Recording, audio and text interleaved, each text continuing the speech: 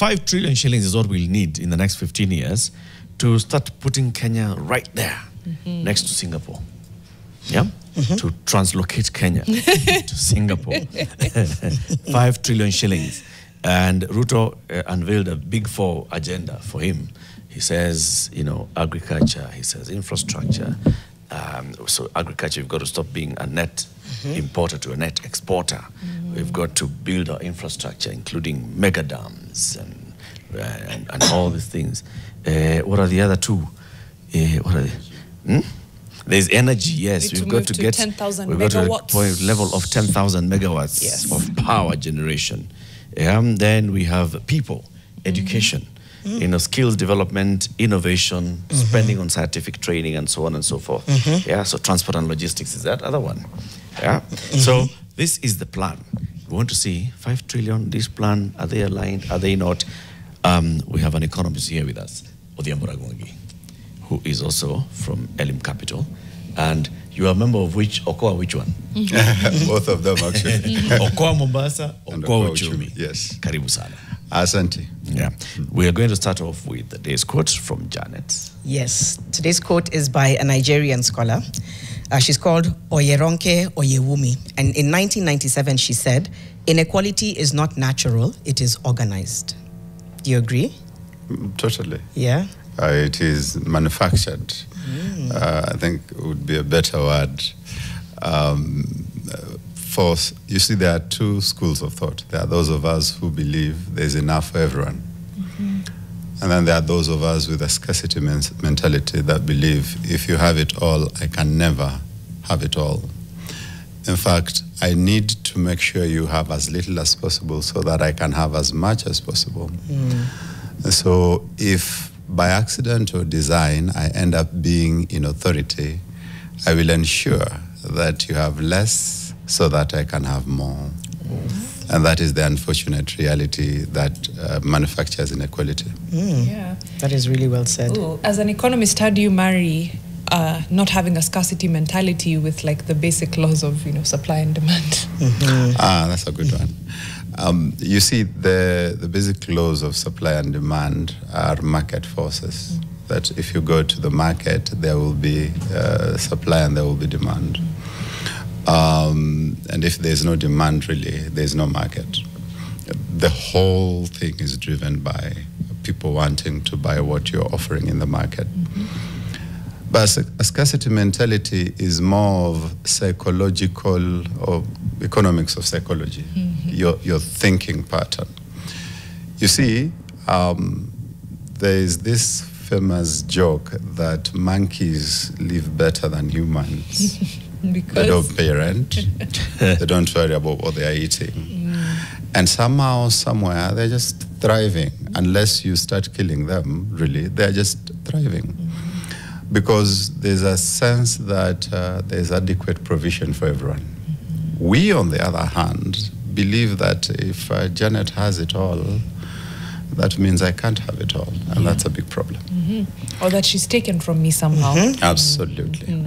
Very true.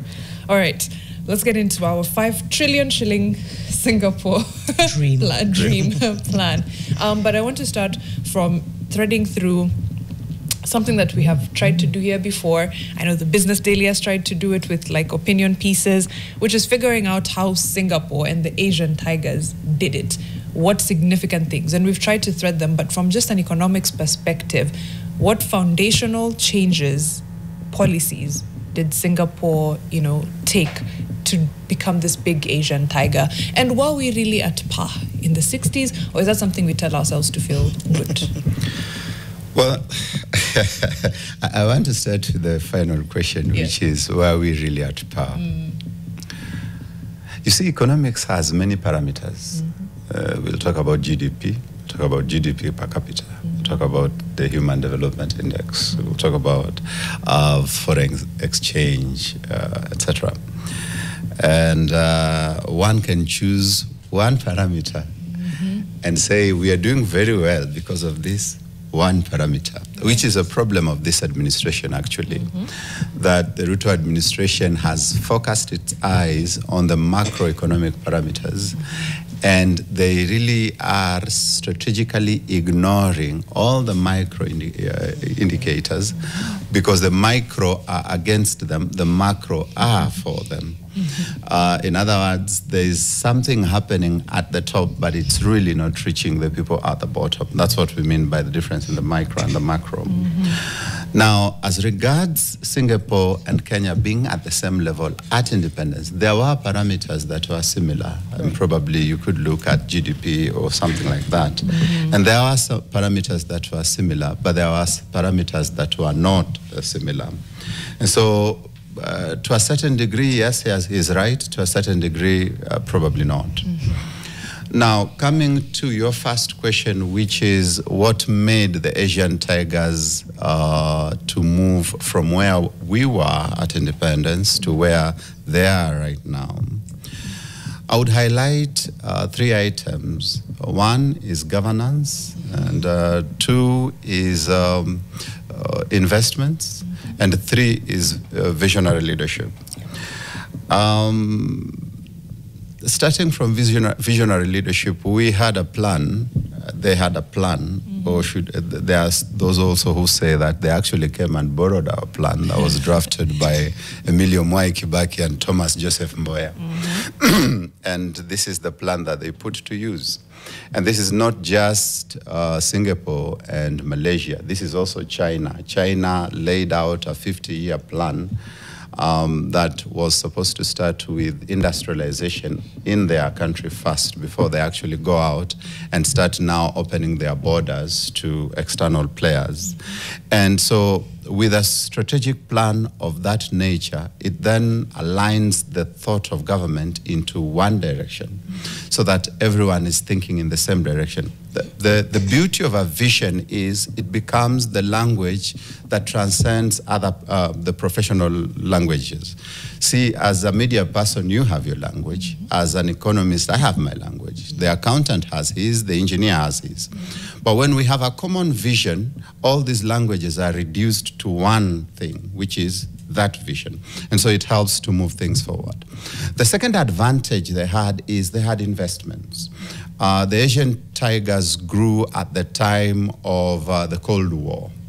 And so the US was keen on having a foothold in that region. Right. So a lot of money was pumped there to try and dissuade them from going east. And this, I think the people who benefited from such investments are like the people like South Korea, to dissuade them from going the path of North Korea, Malaysia,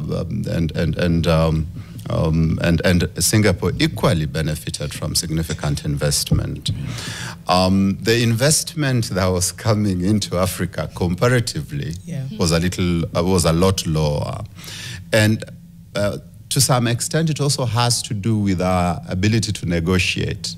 When you come into the table and all you need is a kickback, then really I don't need to put in $100 billion into your economy, because a little kickback of say $2 billion to you as an individual would sort me out. And so I think we really did not negotiate as well as the Singaporeans, as the Malaysians, as the Koreans. We were more keen on kickbacks, which made men like Mobutu Sese Seko very wealthy, even though we had more natural resources than some of those countries. And the third one, which was my point number 1, is governance. And my point number 2 has actually alluded to point number 1. There was, let me explain it from our school of thought. In Kenya, being in leadership is not so much about legacy. It's not so much about achieving things. It's about amassing wealth and looting and abusing office for your own selfish benefit, or you, your family, or your friends. So you compare that, the kind of governance we have in Africa and the kind of governance that someone like Lee Kuan Yew stood for. They're worlds apart. And so you see that kind of governance where someone tells you, even if my mother were to steal public resources, I would send her to jail. I would visit her dutifully as a good son, but she will be in jail. And that's what Lee Kuan Yew said. Yeah. We do not have that here. We are yet to find, let me give a more recent example. Like someone like me is still wondering why Lagat is in office. Someone like me is still wondering why the former governor of Uasin Gishu, who stole from people concerning the scholarship, is still in office. And you know, some of these things we just glaze over. We glaze over so that we can move forward. I think the bigger gap is governance. Odhiambo, good point you've made. But there, allegedly. Yes, of course, allegedly, without fail. Allegedly. Allegedly. Without But fail. you do know that I never mentioned any names. Yes. Yeah. That's the thing that I struggle to. There's only one former governor. I know. Allegedly is important. That's what I struggle to grapple with that. Exactly what Odhiambo has said, again, just from internalizing a lot of what Lee Kuan Yew was saying. And again, it's not to put any perfection on anyone, because later on, again, he was accused of infringing on the freedom of expression, as happens, like a pattern. Yep. Sorry to interrupt. You know what's crazy? Yes. Is that we have to be the ones tiptoeing with allegedly. Yes. Whereas people get away with billions of shillings, and you have to do the dance and saying it out say loud. It's ridiculous. Yeah. It's where we are. Us, we're just doing our journalistic Right? thing. Yes, we are. allegedly. Yeah. Allegedly. Allegedly. But I was saying to Odhiambo, I don't know how we can move towards this dream if that is going to be the thing that we can't get around. So I'm almost thinking out loud, but also trying to understand, and maybe I'll take us back. When we look at what the Malaysian Prime Minister is saying, when you look at, you know, because he said we're almost there. I want to come back and ask Odhiambo. He didn't say we're almost there. No, he didn't, sorry. When he says we're on the right track, he didn't say we're almost there. Yes. He said we're on the right track. Ni kama niko na thoughts, na feelings, na questions all at once. I organize myself. He's therapizing me on air. It's okay. It's okay, Janet. This is a safe space. Take You're your on the time. right path. As you organize yourself, yes, we had the pleasure of hosting the Prime Minister of Malaysia. I Yes. was actually comparing their per capita and our. Their per capita is 6 times that of Kenya. We are at $2,000. They are at 12,000. Their GDP is about 4 times ours. We are at around 120 something billion USD. They are around 420 something USD. In principle, those economies are worlds apart. Yeah. Now he says we are on the right track. Yeah. I'm not sure what he means. If he means in terms of vision casting, we have been on the right track since 1963. If he means in terms of implementation, the way government implements its plans and the way it drafts it's usually worlds apart. It baffles me. And I think I've had this conversation with Eric. Because, like, really, if you look at something like the Hustler Fund, man, that thing would have transformed our economy totally. But someone somewhere had to make sure that it's a tap for their own benefit. And so the way government implements and the way it dreams are worlds apart. So if the Prime Minister means implementation, then I think ni chocha. We're not good at implementing. Odhiambo, before I forget the question I was coming to, bad governance aside, and I know it's hard to think of that, do you think it's something that's achievable? If we had, let's play best case scenario, suddenly we had leadership that said, you know what, we're going to come down hard on corruption. Right. You guys who decide you're going to jail, I'll visit you, I'll bring you a nice cake, but you're going to go to jail. Right. We're going to figure out how to sort out our fiscal policies. In the best case scenario, how would we begin this journey to getting to Singapore? You're tempting me to go into the math. So if I bore you with the math, just bear with me. We go, eh? Let's go. His Excellency the President has said that the infrastructure fund is about 5 trillion shillings. His source, ordinarily these funds, their sources are not supposed to be from taxes. So his proposed source is about 1 money coming in from government-owned enterprises, 1 shilling for every 10 shillings.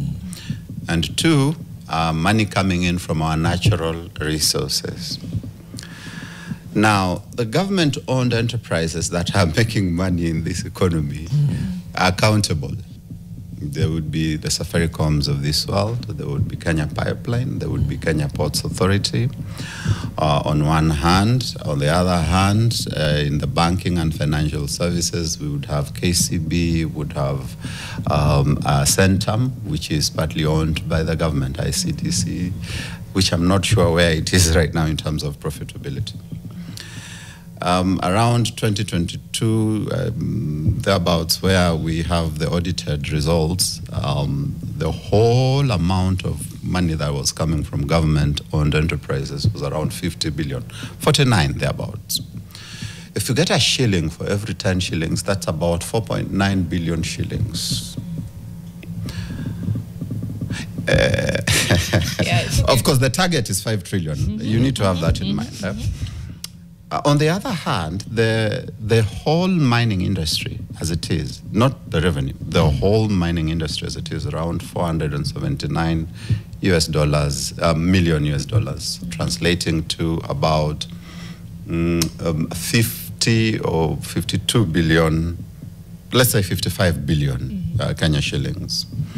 Again, if we said the revenue from there is about a third of that, if we said a third of that, that's about 18 billion per annum.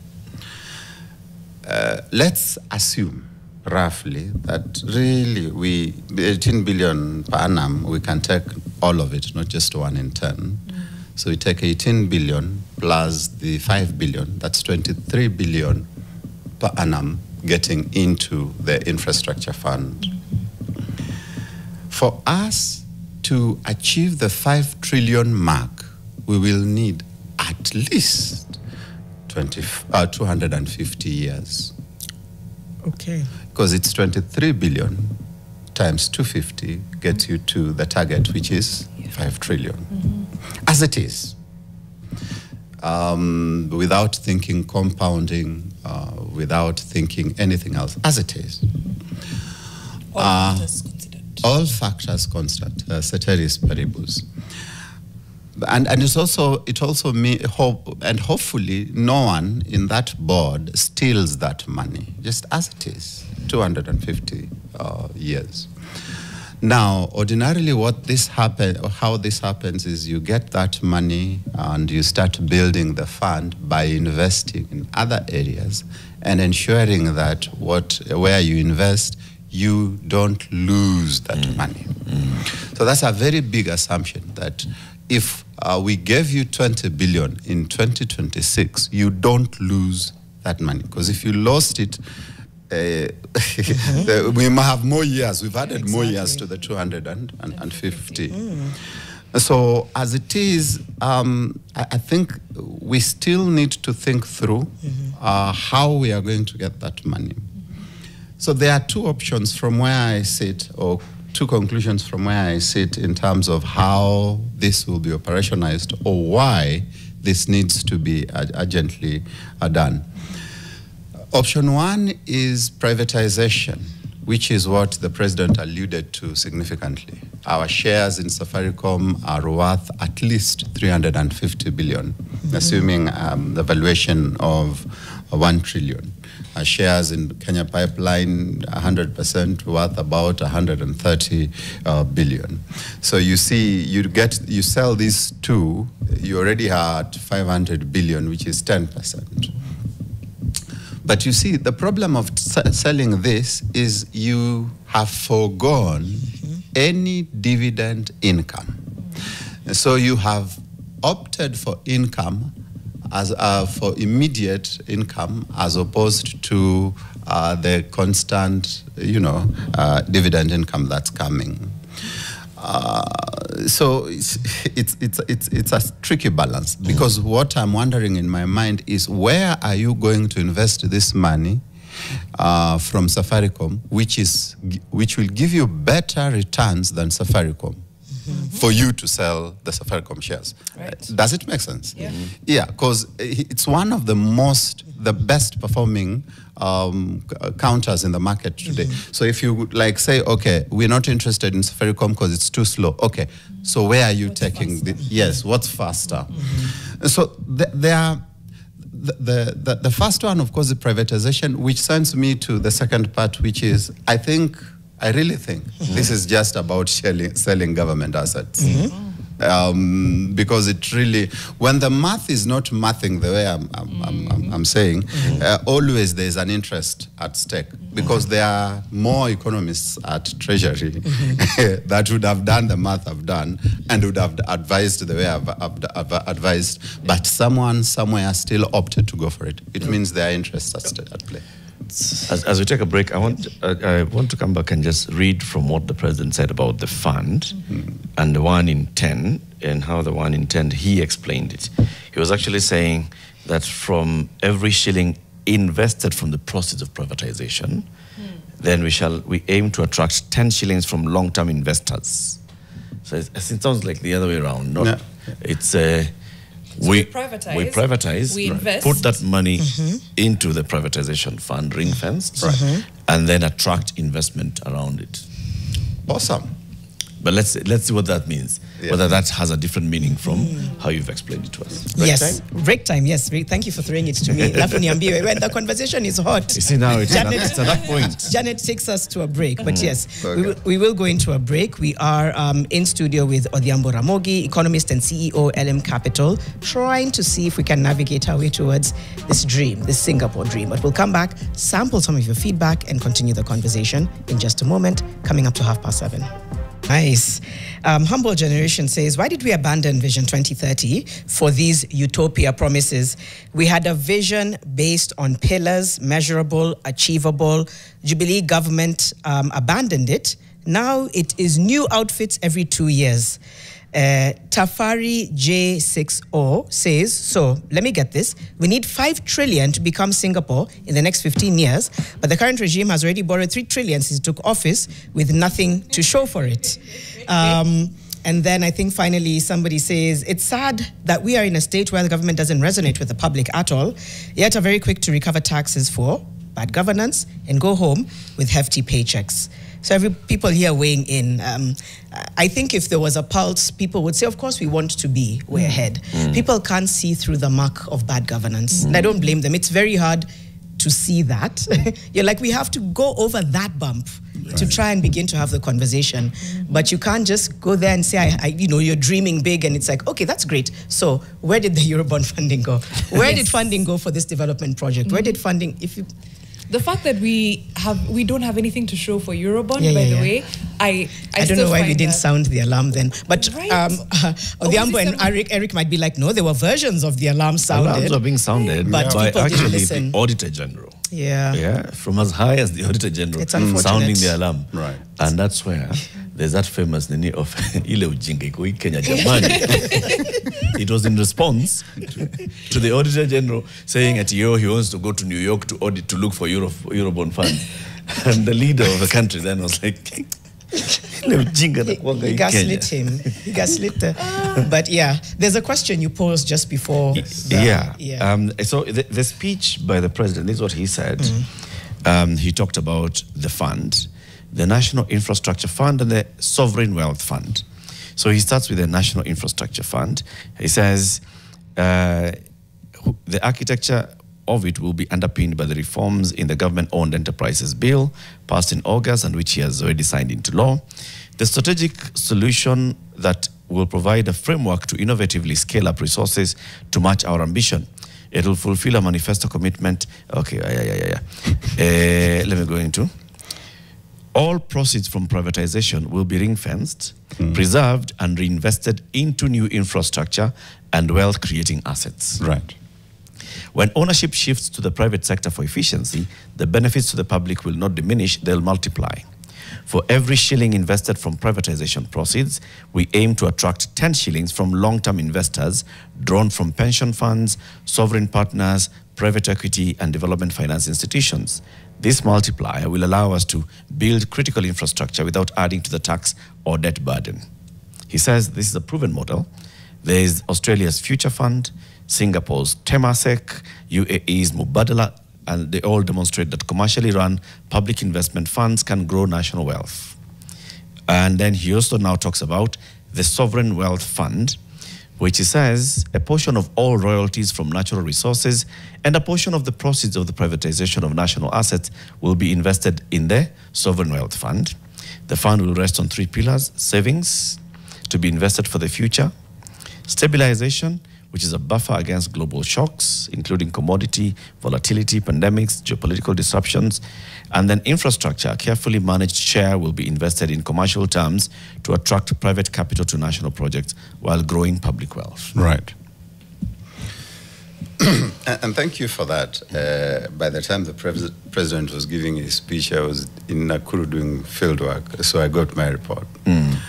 But even from what you've described, it means, therefore, that the first port of call is privatization.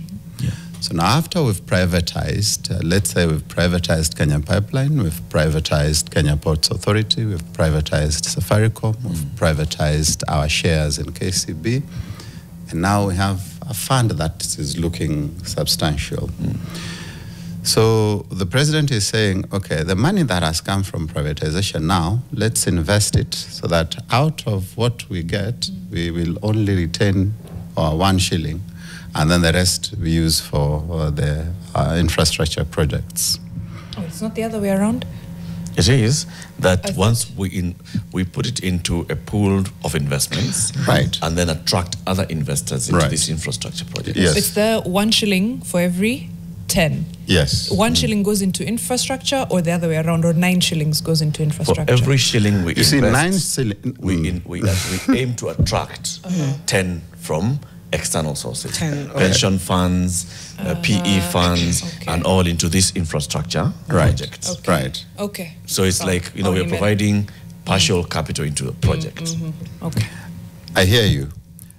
The question in my mind is assuming, for example, we forego our interests in Safaricom and then we invest, because there's wealth creation. Yeah. Although I think I would want to review that again. The question in my mind is, where are we going to invest this money that will give us better returns than where it is right now in the private entity or in the government-owned entity? Is it, for example, in the infrastructure project between now Rironi, Mau Summit? And how does that look like in terms of comparatively? Like, for example, we have the expressway from airport to Westlands. Have we compared and said, okay, the returns from this investment is a lot better than our shareholding in KCB, for example?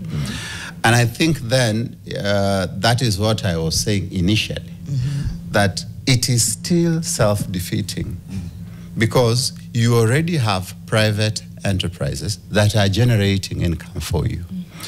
The only 2 things that I would agree with the president on in the fund is, 1, that he might successfully attract other monies, other funds into the fund, so that now the pension funds would come in, some foreign investors would come in, and would still also participate in the infrastructure project. But even then, you still need to communicate to a potential investor, what do the returns look like? The second thing that I would agree with him on is that you're better off maybe with that fund in place, because then you improve the circulation of money. This is also dependent on 2 things. 1, are we still going to get external contractors that come into the country and then now siphon all the money to that foreign country? Because then you do not have the money circulating in the economy as was intended. The other part of it would be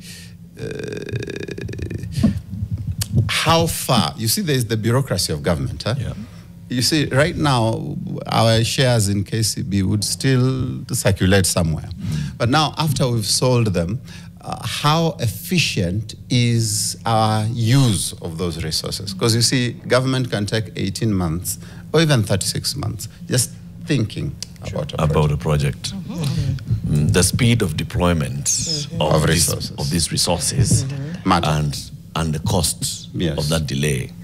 Now, I think the feedback that I'm getting from even a lot of the comments here are from the sense of distrust, deep distrust in government and how government has operated over the last 20 years. Right. So we have had a Vision 2030, for instance, which was very ambitious, which was saying we shall get to this level, we shall grow, we shall do this and the other. And then you see administration comes in and sort of like seems to have said, vision nini?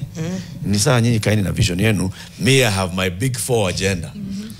Me I have this agenda, me I have this and the other, which is not saying this big 4 agenda, for example, is building on Vision 2030 in this way. You give the example of, say, China, which came with that entire 50-year plan. But the 50-year plan was very systematic. It wasn't actually even gotten into writing. When Deng Xiaoping started, he was just talking and saying, this is the vision that I see. And I'm just thinking, we've come from an era of Chairman Mao and just being so insular, but I'm thinking we can have our own sense of, you know, a communist democracy. Right. We shall think this way. We shall allow ourselves to build industry. We shall allow ourselves to, you know, accept external ideas to come in. We shall allow ourselves to take our children to those other schools so that they can learn and come and bring that knowledge here. Yeah. But it happened so well and so consistently that within 30 years, they had actually just moved from where they were to where they are now. Unaona kile alisema investment, governance na visionary. Izo za the last 2. That's where the difference comes in. It's true. It's true. There was even, and I'm doing a deep dive. I'll come and preach nicely next week. Yes. But there was also a symbolic moment when Singapore, he visited the grave sites. I was trying to look at this story again. Lee Kuan Yew visited the graves of Indonesian saboteurs Harun bin Muhammad Ali and Osman bin Said, who'd carried out an attack during a confrontation era. They carried out an attack on his soil, right? Yeah. But symbolically, what did he do? He went and said, because the tensions were rising so much, I'm going to go visit their graves to show us that we have a shared issue here and that we have to work together. Those are the things that make a difference. You know, those are the things that make people say, the small things that it's the tiny things, because with that gesture, it eased them. Said, okay, he's not coming for us. And that's when we talk about visionary. You have to see beyond. Also, the soft skills matter. Yes. But if you have a whole State of the Nation address and you don't talk about address the basics, the basics of where you've lost people's hope and trust. Anyway, Economist. I wanted to comment on the vision and how we are implementing it. 2030, that is. Yes, the Vision 2030.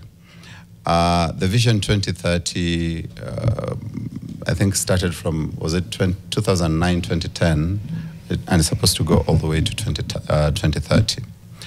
It is split into 5-year programs that are dependent on the immediate needs of the country. And so now I'm going to be the devil's advocate and say that even the Big 4 agenda ties in the Vision 2030. Yes, it does. Because at that time, we felt that, health is an issue, housing is an issue, etc. Food security. And food security. MSMEs. And yes. The bottom-up economic transformation agenda is supposed to feed into the Vision 2030, because after you have built the necessary infrastructure and the necessary software with the Big 4 agenda, The next thing should be, how do you empower these people so that they are able to make a living for themselves? Yeah. And the bottom-up economic transformation agenda was supposed to do that. Yeah. Now, again, the bigger challenge usually is separating how do you implement the vision? Because, say, for example, I think apart from us getting a new constitution, which was part of the vision, the pillar of the vision, the governance part, these other ones, you're not too sure whether we have achieved it. You see, on paper, we are saying we have, but in practice, you're never too sure. Like universal health coverage. We have SHA, yes, but are you really sure we have? Have we achieved it? No. Yes, so that's the challenge with the elements within the vision. Okay. Which before Mariam come in, I agree. My argument is that because you're not directly tying it in, I wish that, for example, Uhuru Kenyatta had maintained the National Economic and Social Council. Together with the Vision 2030 board, they would be the ones that are the true north of the vision. So you come in and as an administration and say, how are you feeding into this? Right. And what milestones are we meeting? Because the vision has milestones and dates and timelines. So you come and say, so when we are looking at re-election of Uhuru Kenyatta in 2007, we are gauging, 2017, we are gauging him on vision, what you did with your plan, where we are. Right. Are we there? Are we not? When Ruto comes and says, my Nini is bottom-up economic, we're like, okay, where is bottom-up in the vision? Right. We're behind, so here we are. We'd now be gauging him on the vision. And that's because there'd be a political, social and economic council that is able to look at this and say, okay, you've been elected by the people, here's a blueprint. How do you fit in? How do you build on this as well? How do you build on this? So what's up, nation? The agenda is there. You come in to implement. You're basically a tool for the people. Right. Something you mentioned earlier that I wanted to get into. You said for the Asian tigers, investments from the Cold War were a big part of what spurred their growth. It was just, I guess, luck, things happen, and you happen to be in the right place at the right time. You're ripe for investment. They're like, are you looking that way? Come, let me entice you to look west. I think we're in a similar situation now, with a lot of the West looking south and realizing, hey, kumbe kuna opportunity, tumezeeka, hatuna young people, awa ni kama wamesoma kidogo. There's a lot. How do we harness that for, not necessarily, let me not call it Plan Singapore, but yes, how do we harness the fact that the world is generally looking south economically, and even take advantage of these new like multilateral formations, kama BRICS, kama, hizo zingine. Well, first of all, just a crazy commentary on whether we are the same place the Asian tigers were 50 years back during the Cold War. It's a complex world today. It's a bit more complex. One, because the leading investors in China are probably Americans. The Chinese hold the highest number of dollars. The world has married into each other so seamlessly. You're not sure where the battle lines, the boundaries lie. You might be leaning east, but you find yourself on west flank. Yes. And at the same time also, there's the democratization of the information with the social media and the like. And so it's a bit tricky. Now, the second commentary would be on for example, Americans who invested heavily in the Asian East. They have this inward-looking approach to foreign relations right now that is very opposed to where they were at that time during the Cold War. Donald Trump is more inward-looking. He's more blunt with the inward-looking approach. But even Biden, you didn't see a lot of foreign or external engagement. And if I can be a bit crude, it felt almost like they are encouraging Ukraine to fight with Russia, so as to manage Russia, so that they don't get so involved. So it's a complex. Keep them busy. Yeah, keep them busy. We have other things to do. It's a complex world today. But do we still have an opportunity to leverage on those vibes, using the Gen Z language? And the answer is yes. We have a great opportunity to leverage on where we are right now. And that lies on our diplomacy and our ability to sit at a table like this and say, all right, we have oil in Kenya, and you want to exploit this oil. What are we looking at? Whether it's the Chinese, the Brit, or the American, the conversation must be, what are you bringing to the table? One of the most disheartening things is right now we have discovered rare minerals in Kenya. I think there are some in Kwale, there are some in Embu or something. And a lot of this is what is being used in the electronic vehicles, in manufacture of electronic vehicles. And you will find a government official signing off those things to go out of our country unrefined, without having a conversation. Can you manufacture those things here?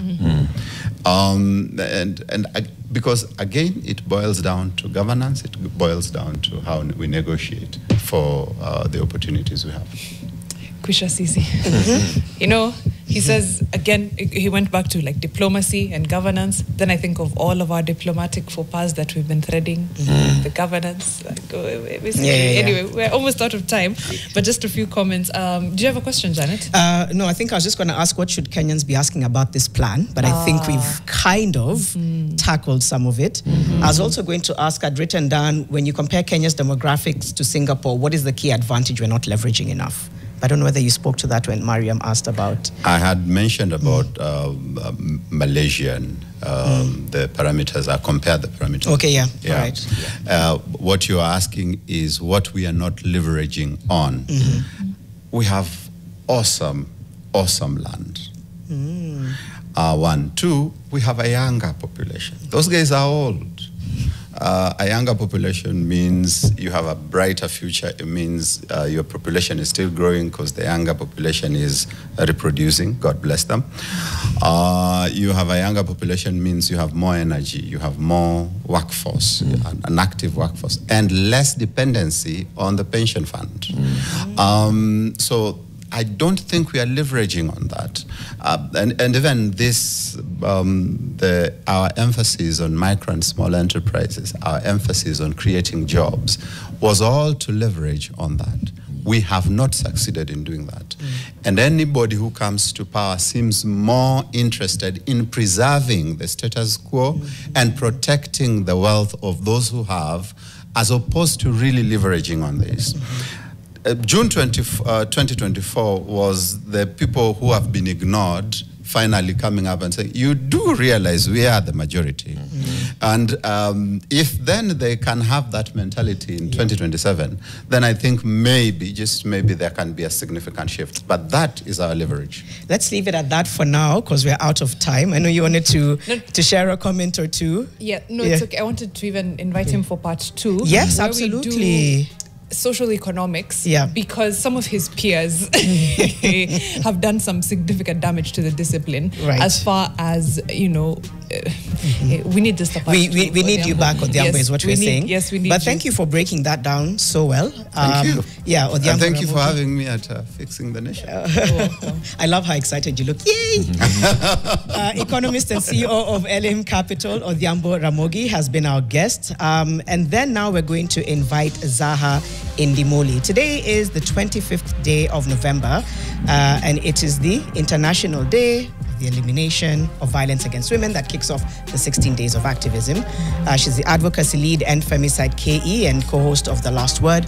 She'll join us and talk about what lens we need to have now to tackle this massive social injustice. It's coming up to 8 a.m.